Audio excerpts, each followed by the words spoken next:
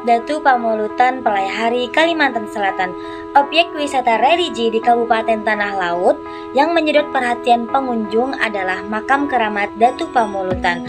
Letaknya saat ini masuk wilayah Desa Tanjung Dewa, Kecamatan Penyipatan. Sebagian warga menyebut letaknya di Desa Batakan karena dahulunya masuk wilayah Desa Batakan sebelum akhirnya dimekarkan pemerintah Kabupaten Tanah Laut menjadi Desa Tanjung Dewa.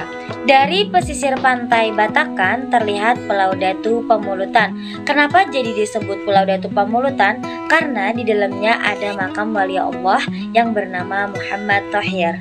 Menurut riwayat yang dibacakan setiap peringatan Haul Datu Pamulutan, nama Muhammad Thohir itu nama samaran karena nama aslinya Hamidiansyah, bergelar Sultan dari kerabat Kerajaan Martapura.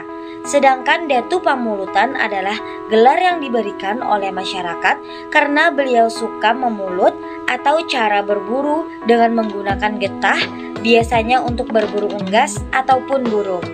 Sultan Hamidiansyah atau bisa disebut juga Datu Pamulutan mempunyai adik yang bernama Sultan Ridwansyah. Dia juga seorang pendakwah. Di dalam kubah Datu Pamulutan masih ada dua makam lainnya, yaitu makam Haji Abdus Somad dan makam Haji Jafri. Mereka adalah dua bersaudara itu sebagai seorang guru agama. Datu Pamulutan juga seorang pejuang terbukti dalam perjuangan melawan penjajah. Sebelum beliau wafat, sudah sempat berpesan bila kelak dipanggil oleh Allah agar dikuburkan di Desa Tanjung Dewa. Beliau kemudian menggaris batas tanah dengan ibu jari kaki untuk membatasi tanah agar tidak tercemar dari hal-hal najis, seperti dikencingi anjing apalagi sampai diinjak penjajah kafir. Disinilah tampak keramat beliau, tanah yang digaris lambat laun menjadi sungai kecil dan akhirnya menjadi lautan sehingga tanah yang digaris jadi pulau tersendiri. Datu Pamulutan wafat dan dimakamkan di Pulau Datu tahun 1817 Masehi. Sebenarnya Datu Pamulutan wafat di tempat tinggalnya yaitu di Martapura. Kelak bila meninggal dimakamkan ke Tanjung Dewa karena jalan waktu itu masih belum seperti sekarang. Maka jenazah dibawa lewat sungai kemudian menyisir laut dengan menggunakan sampan. Di sini kembali terlihat karomahnya. Sampan yang digunakan menurut pandangan orang awam bukanlah sampan yang layak untuk mengarungi lautan karena kecil dan lagi bocor, sehingga ragu apakah sampai atau tidak. Namun dengan ridho dan rahmat Allah, akhirnya sampan bisa sampai ke Tanjung Dewa. Pengunjung yang ingin datang atau ingin berziarah ke makam Pulau Datu yaitu Datu Pamulutan harus menggunakan kelotok atau perahu bermesin kapasitas 10 orang dan biaya yang dikenakan pulang pergi sekitar Rp Rp150.000 dan untuk sampai ke tujuan sekitar 15 menit. Letak makam berada di perbukitan Pulau Datu dan ada juru kunci yang menjaga di sana.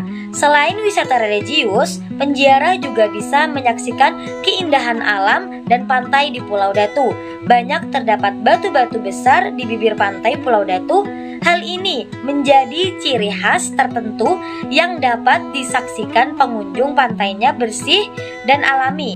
Selain itu, Pulau Datu terdiri dari perbukitan yang bisa kita telusuri sembari menikmati suasana alam. Pengunjung biasanya ramai di hari libur seperti Sabtu dan Ahad. Mereka biasanya datang secara berkelompok atau berombongan dan mengunjungi Pulau Datu yang berada di seberang pantai Tanjung Dewa. Ziarah kubur adalah salah satu amalan yang dianjurkan dalam Islam. Berziarah kubur dianjurkan oleh Rasulullah SAW mengingat adanya banyak hikmah yang terkandung di dalamnya.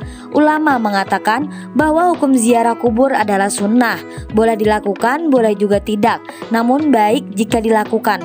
Rasulullah SAW bersabda, qala Rasulullah SAW, man zara kubura abihi au ummihi au ammatihi au khalatihi au ahadun min qarabatihi kanat lahu hujjatun mabrurah wa man kana zaira lahum hatta yamutu zaratul malaikati kuburah.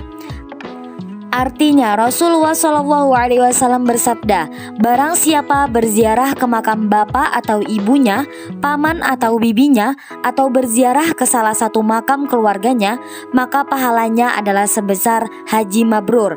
Dan barang siapa yang istiqomah berziarah kubur sampai datang ajalnya, maka para malaikat akan selalu menziarahi kuburannya.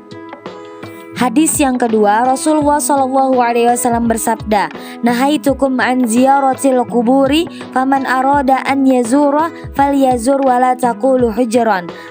Artinya, aku pernah melarang kalian dari ziarah kubur.